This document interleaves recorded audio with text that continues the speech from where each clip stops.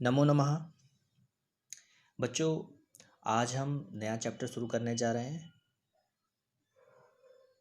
पंचम पाठ वीर सर्वदमन। वीर सर्वदमन। तो बेटा, इस पाठ का थोड़ा सा परिचय देखते हैं।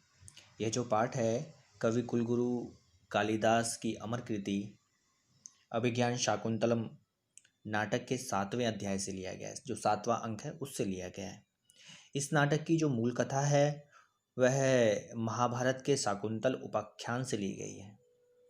इस नाटक में राजा दुष्यंत शकुंतला के साथ में गांधर्व विवाह करते हैं, लेकिन दुर्वासा ऋषि के शाप के कारण उसे भूल जाते हैं और उसके द्वारा ठुकराई गई जो शकुंतला है वो अपने पुत्र सर्वदमन के साथ महर्षि मारीची के आश्रम में रह रही होती है। तो इस जो 7वां जो अंक है उस अंक में क्या है कि इंद्र के कार्य को पूर्ण करके आकाश मार्ग से पृथ्वी की ओर लौटते हुए राजा मार्ग में स्थित मारीच ऋषि के आश्रम में प्रवेश करते हैं, जहाँ पर सिंह सावक के साथ खेलते हुए एक बालक को देखते हैं और उसे देखने के बाद में उनका जो वात्सल्य भाव है वो उमड़ पड़ता है। वह उसे अपनी गोद में उठा लेते हैं। इसी बीच बालक की भुजा में बंधी हुई अपराजिता नामक औषधि नीचे गिर जाती है। समीपवर्ती तापसियों द्वारा रोके जाने पर भी जो दुष्यंत है औषधि को उठाकर बालक के हाथ में बांध देते हैं, जिससे उन्हें उसके दुष्यंत होने का विश्वास हो जाता है। तभी विरहावस्था वाली जो शकुंतला है वो प्रवेश करती है। दुष्यंत की मलिन और दुर्बल अवस्था के कारण एक बार तो वह उसे पहचान नहीं पाती, किंतु अंत में दोनों का अत्यधिक मार्मिक मिलन होता है। और इस चैप्टर में हमारा जो ये पाठ लिया गया है अभिज्ञान शाकुंतल से लिया गया है। तो अभिज्ञान शाकुंतलम का ये जो छोटा सा भाग लिया गया, इस छोटे से भाग में जो बालक सर्वदमन है, हमने अभी बताया ना कि वह जो है सिंह सावक के साथ में खेल रहा होता है। तो यहाँ पर जो है सर्वदमन का शौर्यपूर्ण जो शैशव है उसको यहाँ पर चित्रित किया गया है। ठीक है, तो चलिए हम अपने चैप्टर को शुरू करते हैं। देखते हैं यहाँ पर क्या दिया गया है। तो क्या लिखा है यहाँ पर? दुष्यंत, सबसे पहले दुष्यंत कहता है दुष्यंत के लिए कि निमित्तम सूचित्वा। निमित्तम यानी कि शकुन। शकुन क्या? अच्छे बुरे का जो संकेत मिलता है। तो शकुन को सूचित्वा, कत्वा प्रत्यय है, तो शकुन को सूचित करके। ठीक है, अब देखिए इसके बाद में श्लोक है। यहाँ पर श्लोक क्या है? मनोरथाय नासंसे किम बाहो स्पंदसे वृथा पूर्वावधीरितम श्रेयो दुखाय परिवर्तते। ठीक है, अब क्या होगा? मनोरथाय क्या? बाहो। बाहो, अब देखो बाहो संबोधन है। कहता हे मेरी भुजा। बाहो क्या? भुजा। कहता हे भुजा। मनोरथाय, मनोरथ के लिए या मनोरथ की आशा, मनोरथ के लिए। न आसंसे, न नहीं, आसंसे आशा नहीं करता हूँ। कहता कि मैं मनोरथ की आशा नहीं करता हूँ। फिर वृथा, व्यर्थ में ही, किम क्यों, स्पंद से, तो तू व्यर्थ में ही क्यों फड़क रही है, फड़कना। ठीक है, तू व्यर्थ में ही, किसे? भुजा को कह रहा है ना कि हे भुजा, हे भुजा, अब मुझे मेरा मनोरथ था उसकी मुझे आशा नहीं है, तो तू क्यों फड़क रही है?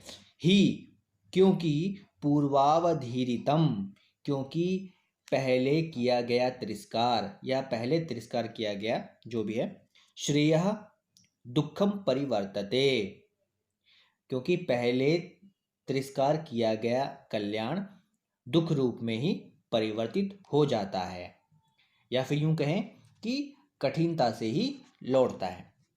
अब इस श्लोक में ये जो बातें बोली है ये राजा दुष्यंत ने बोली, अपनी अपनी अपनी भुजा को कह रहे हैं। तो यहाँ पर क्या अर्थ है, क्या मतलब है? देखो, शुभ और अशुभ, जो शुभ संकेत होते हैं, ठीक है, उस होता क्या है कि जब राजा दुष्यंत वहाँ पर जाते हैं, मारीची ऋषि के आश्रम में जाते हैं, तो वहाँ पर क्या होता है, उनकी जो दक्षिण भुजा है वो फड़कने लगती है। तो जब वो फड़कती है तो उससे उनको शुभ संकेत मिलता है। जब शुभ संकेत मिलता है तो फिर वो अपने मन में कहते हैं, मन में कहते हैं कि मेरे मन की जो उत्कृष्ट अभिलाषा थी, अभिलाषा क्या थी, शकुंतला की प्राप्ति करना। ठीक है, शकुंतला की प्राप्ति करना उनकी अभिलाषा थी। किंतु क्या हुआ, उन्होंने क्या कहा, किंतु अब मुझे उसके प्राप्त होने की थोड़ी भी आशा नहीं है। क्यों आशा नहीं है? क्योंकि जिस समय मेरी मनोरथ कल्याण स्वरूपिणी शकुंतला स्वयं चल करके मेरे पास में आई थी, तब मैंने उसका तिरस्कार कर दिया था, या मैंने उसका परित्याग कर दिया था। तो क्या कि पहले परित्यक्त छोड़ी गई कोई भी कल्याणकारी वस्तु बहुत ही कठिनता से मिलती है ना। जो चीज़ हमने छोड़ दिया अब वो दोबारा हमें मिले, ऐसा तो संभव नहीं है, या मिलेगी तो बहुत ही कठिनता से। तो इसीलिए वो अपनी भुजा को संबोधित करते हुए कहते हैं कि हे मेरी दक्षिण भुजा, तुम इस समय व्यर्थ में ही फड़क रही हो, तुम्हारे फड़कने से कुछ फायदा नहीं होगा। ठीक है, आगे क्या है, नेपथ्य। नेपथ्य मतलब नेपथ्य में, अब जो चल रहा था उसके बाद नेपथ्य में क्या, माँ खलु चापलम कुरु, माँ मत, मत कर, क्या, खलु चापलम, कहता कि अरे चंचलता मत कर। फिर आगे, कथम गतः, क्या प्राप्त हो गया है, एवात्मनः प्रकृतिम, अपनी प्रकृति को, अपने स्वभाव को, जैसा स्वभाव। अब देखो हमें पता है कि यह जो सर्वदमन है वो राजा का पुत्र है, तो राजा का पुत्र राजकुमार, तो उसी की तरह तो उसकी चंचलता होगी। तो यहाँ पर क्या है, वह सर्वदमन खेल रहा है, और किसके साथ खेल रहा था, हमने हमने देखा, ये खेल रहा है सिंह सावक के साथ, अभी श्लोक के अंदर आएगा, सिंह सावक के साथ। तो उसे रोकने की कोशिश हो रही है, ठीक है, रोकने की कोशिश हो रही है। तो इसीलिए उसे कहा ना कि भाई इतनी ऐसी चंचलता मत कर भाई, और जो उसका स्वभाव है उस स्वभाव को ही प्राप्त हो गया। आगे क्या है देखो, राजा, राजा कर्णम दत्वा, कान लगाकर, इसका क्या, कान लगाकर क्या क्या मतलब है कि ध्यान देकर, क्या ध्यान देकर, अभूमि रियम विनयस्य, अभूमि इयम अविनयस्य। अब राजा क्या कहता है, अब खुद स्वयं को कह रहा है, अरे इयम अभूमि, अरे यह स्थान नहीं है, किस चीज के लिए नहीं है, अविनयस्य, कि अविनय का स्थान तो यह नहीं है। कहा कि अविनय का स्थान तो यह नहीं है। फिर क्या है, कोनु खलवेशः निषिध्यते, तो कौन है, अविनय का स्थान नहीं है तो फिर कौन है जिसे रोका जा रहा है, किसको रोका जा रहा है यहां पर। फिर आगे क्या देखो, आगे क्या है कि शब्दानुसारेण अवलोक्य, शब्द के अनुसार जिस जिस जगह से आवाज आ रही थी उस ओर देखकर, सविस्मयम, सविस्मयम यानी आश्चर्य के साथ में, आश्चर्य के साथ में क्या कहते हैं, अये, क्या होता है, अये कोनु खलवयम अनुबध्यमानस तपस्विनीभ्याम अबाल सत्वो बालः, अरे दो तपस्विनियों के द्वारा मनाया जाता हुआ यह असाधारण शक्ति वाला बालक कौन है, कौन है वह बालक। अभी अभी देखा ना कि वो जो बालक है जो बालक है सर्वदमन, वो क्या कर रहा है, वो खेल रहा है, वो खेल भी किसके साथ रहा है, सिंह सावक के साथ में, जो सिंह का जो बच्चा होता है उसके साथ में खेल रहा है।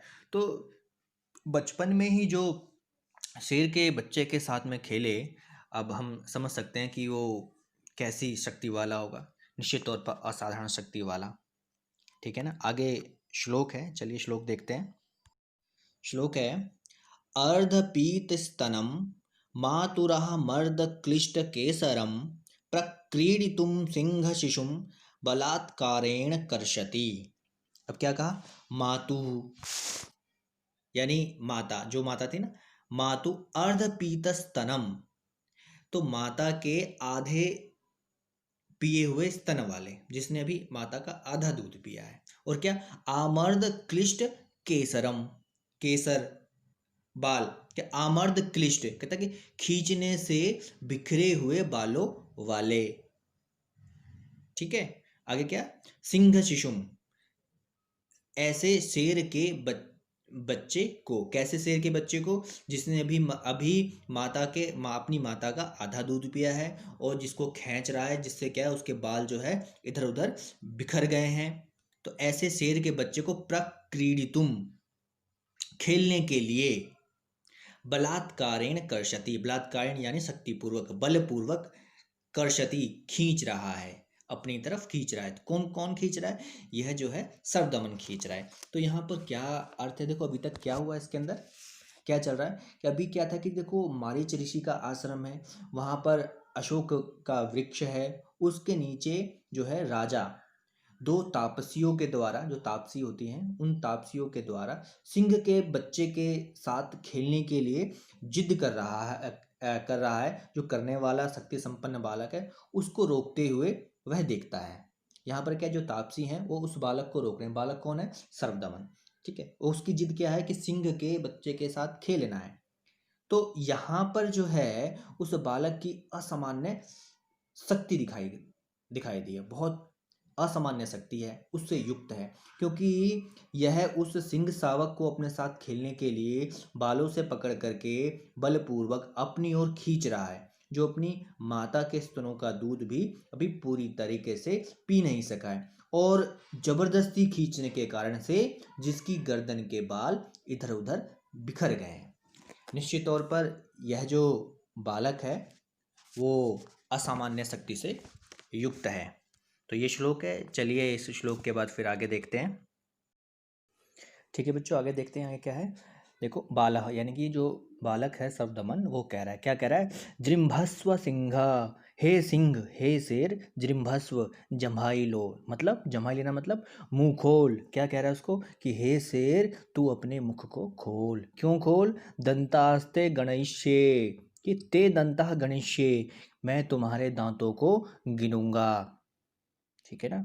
अब वो बच्चा जो है शेर को बोल रहा है कि अपने अपने मुख को खोल, तेरे मुख के सारे दांतों को मैं गिनूंगा। फिर कौन बोल रहा है? प्रथमा। अब ये प्रथमा कौन है? प्रथमा है पहली तपस्विनी। देखो दो तपस्विनी की बात हुई थी ना अभी अभी पहले, तो उसमें से जो पहली तपस्विनी है वो कह रही है, क्या कह रही है? अविनीत, अरे उद्दंड, यानी अविनम्र, अरे अरे अविनम्र या अरे उद्दंड, किम न अपत्यः निर्विशेषाणि सत्वानि विप्रकरोसि हन्तः। क्या क्या कहा कि हमारी संतान के समान जंतुओं को तू क्यों तंग कर रहा है, क्यों परेशान कर रहा है? वर्धते ते सरंभा, और जो तेरा हट है वो बढ़ता ही जा रहा है, बहुत बढ़ रहा है। स्थाने खलु ऋषि जनेन सर्वदमन इति कृत नामधेयो असि। देखिए स्थाने खलु, कहते कि तुम्हारा जो नाम है स्थाने खलु ऋषि जनेन, कहते ऋषियों के द्वारा, सर्वदमन इति, जो तुम्हारा नाम सर्वदमन, कृत नामधेयोसी, जो रखा गया है, तुम्हारा जो नाम रखा गया है वो ठीक ही रखा है। क्यों? सर्वदमन मतलब सबका दमन करने वाला। अब यहाँ पर क्या कर रहा है? शेर के बच्चे के साथ खेल रहा है। शेर के बच्चे को बोला भैया तू अपने मुख को खोल, मैं तेरे दांतों को गिनूंगा, है ना। तो कोई साधारण बच्चा तो ऐसा करेगा नहीं। ठीक है, फिर आगे देखो दुष्यंत। अब दुष्यंत क्या कहता है? किम न खलु बाले अस्मिन औरस इव पुत्र स्नीयति में मनः। अब जो है दुष्यंत कह रहा है कि अस्मिन बाले, कि इस बालक में, वो देख रहा है ना उस बच्चे को, अस्मिन बाले औरस इव, औरस मतलब क्या है? अपना पुत्र। ठीक है, तो इस बालक में मैं अपने पुत्र के समान, कहता है मैं मनः, मेरा मन, कहता है कि मेरा जो मन है इस, न जाने क्या, किम न जाने क्यों मेरा मन इस बालक में अपने पुत्र के समान स्नेह कर रहा है। ऐसा लग रहा है जैसे यह मेरा ही पुत्र हो। अब ठीक है, उसका उसका मन कर रहा है। अभी अभी पहले देखा था हमने कि क्या था कि उसकी जो है भुजा वो फड़क रही थी, है ना, तो उसने उससे अंदाजा लगाया अभी। अब आगे क्या है कि नूनम अनपत्यता माम वत्सलयति। फिर क्या कहा कि अवश्य ही संतानहीनता मुझसे इस प्रकार का स्नेह करा रही है। अब उसने बोला कि भाई ऐसा लग रहा है जैसे ये मेरा ही पुत्र हो। फिर उसने आगे बोला कि ऐसा लगता है कि जो मेरी संतानहीनता है उसके कारण से ही मुझे इस प्रकार का स्नेह हो रहा है। ठीक है। अब द्वितीया, अब ये द्वितीया कौन है? वो दूसरी तपस्विनी। अब ये दूसरी तपस्विनी क्या कहती है कि एषः खलु केसरिणी त्वाम लंघयिष्यति अध्यस्याः पुत्रकम न मुंचसी। क्या कहा उसने? कि यह जो शेरनी है अवश्य ही तुझ पर आक्रमण कर देगी, ठीक है, अगर तू इसके बच्चे को नहीं छोड़ेगा। अब देखो वो उसका बच्चा कह यद्यस्याः पुत्रकम न मुंचसी, अगर तुम इसके बच्चे को नहीं छोड़ोगे तो ये जो केसरिणी है, ये जो इसकी माता है, ये तुम पर आक्रमण कर देगी। भाई उसके बच्चे को कोई कष्ट होगा तो उसकी माता कैसे दिखेगी, है ना? तो इसलिए जो दूसरी तपस्विनी है उसे कह रही छोड़ दे, छोड़ दे, उसको छोड़ दे, नहीं तो जो शेरनी है वो आक्रमण कर देगी। फिर आगे बाला, फिर वो जो बालक है सर्वदमन सस्मितम, मुस्कुराकर, मुस्कुराते हुए, ओहो ओह बलीय खलु भीतो अस्मि, अब ना ऐसे कहते, अरे ओह मैं तो बहुत डर गया, ठीक, डर ऐसे ही। और इत्यधरा दर्शयति, और अपना उसका जो होंठ है, नीचे वाला होंठ है, निचला होंठ है, उसको दिखाता है ना। अब देखो, अब हंसते हुए, अब क्या बोला, ओहो मैं तो डर गया, मैं तो डर गया, इस प्रकार डरते हुए, मतलब हंसते हुए बोलता है। फिर प्रथमा, जो उसमें जो पहली है, जो पहली तपस्विनी है, वो कहती है वत्स तके पुत्र एनम बाल मृगेंद्रम मुंच, कहता है कि इस शेर के बच्चे को छोड़ दो, अपरम ते कीड़नकम दास्यामी, और मैं तुम्हें दूसरा खिलौना दूंगी। कहता है कि बच्चे इस शेर के बच्चे को छोड़ दो, मैं खेलने के लिए तुम्हें दूसरा खिलौना दूंगी, ठीक है, इस प्रकार उसने बोला, पहली ने, जो पहली तपस्विनी है उसने। फिर बालक कहता है कुत्र, कहाँ, कहाँ है, देहि तत्, तो दो, कहाँ है तो दो, इति हस्तम प्रसारयति, और अपना हाथ उसके सामने फैलाता है, किसके लिए? वो उस खिलौने के लिए, क्योंकि उसने अभी कहा कि इसको छोड़ दोगे तो मैं तुम्हें खिलौना दूंगी, ठीक है। फिर द्वितीया, जो दूसरी तपस्विनी है, वो कहती है सुवृते, कहते हैं हे सुवृता, न शक्य एषः वाचा मात्रेण विरमयितुम, कहता है कि यह सिर्फ कहने मात्र से ही नहीं मान सकता, ये नहीं मानेगा, हमने बोलने से ये नहीं मानेगा। गच्छ त्वम, तुम जाओ, क्या करो, मदीये उटजे मृत्तिका मयूर मयूरः तिष्ठति तमस्योपहरा, क्या कि तुम जाओ, मेरी कुटिया में जाओ, वहाँ मिट्टी का मोर रखा हुआ है, वो ला करके इसे दे दो। अभी क्या बोला कि ये ऐसे नहीं मानेगा, इसको बोल दिया तो ये मानेगा नहीं, इसलिए जल्दी जाओ, जल्दी जाओ, मेरी कुटिया में एक जो है मिट्टी का मोर रखा हुआ है, उस मिट्टी के मोर को लेकर के आओ, इसे दे दो, तब जाके ये मानेगा। फिर आगे बालक कहता है, क्या कहता है कि अनैनैव तावत क्रीडिष्यामि, कि तब तक मैं इसी से खेलूंगा, किससे? उस शेर के बच्चे से, बच्चे के साथ। इति तापसिम विलोक्य हस्ती, और इस प्रकार तपस्विनी को देखकर हंसता है। ये बात उसने बोली और फिर देख करके हंसने लगता है, ठीक है। फिर तापसी, फिर वो तपस्विनी कहती है भवतु, ठीक है, अच्छा है, न मामयम गणयति, यह मेरी बात बिल्कुल भी नहीं मानता। राजानम अवलोक्य, फिर वो जो राजा वहाँ पर साइड से देख रहे थे दुष्यंत, तो राजा नव अवलोक्य, फिर राजा को देखकर, क्या दे, राजा को देख करके कुछ क्या कहती है, भद्रमुख, हे भद्रमुख, यानी कि हे सज्जन, मोचेह अनेन, कहता है कि बचाइए, छुड़ाइए इससे, बध्यमानम, सताए जाते हुए, बाल मृगेंद्रम, शेर के बच्चे को, कहता है कि हे सज्जन, सताए जाते हुए इस शेर के बच्चे को इस बालक से छुड़वाइए। फिर दुष्यंत, आगे दुष्यंत कहता है, और देखो लास्ट में लिखा है आत्मगतम, अपने आप से ही कहता है, अपने आप, अपने मन में कहता है, क्या कहता है कि आकार सदृशम चेष्टितम एवास्यः कथयति, कहता है कि आकार से तो, आकार के समान इसकी चेष्टा ही कह रही है, इसकी चेष्टा क्या कह रही है। अब आगे जो है वो श्लोक के माध्यम से कहता है, फिर क्या कहता है श्लोक में कि अनेन कस्यापि कुलांग कुरेण स्पृष्टस्य गात्रेषु सुखम ममैवं कामनिवृत्तिं चेतसि तस्य कुर्यात् यस्यायम् अंकात कृतिन प्ररूढ़ः। क्या कहा कि कस्य अपि कुलांकुरेण, मतलब किसी के भी कुल के अंकुर यानी स्वरूप, अनेन स्पृष्टस्य मम गात्रेषु एवं सुखम। कहता है किसी भी कुल के इस अंकुर अंकुर इस बालक के स्पर्श से मेरे अंगों में इस प्रकार सुख की अनुभूति हो रही है, इस प्रकार मुझे सुख मिल रहा है। यस्य जैसे कृतिन अंगात अथ प्ररूढ़ा तस्य चेतसी काम निवृत्तिम कुर्यात्। तब जिस सौभाग्यशाली की गोद से यह पैदा हुआ होगा, यह हुआ है, उसके चित्त में किस अचिंतनीय आनंद को यह उत्पन्न करता होगा।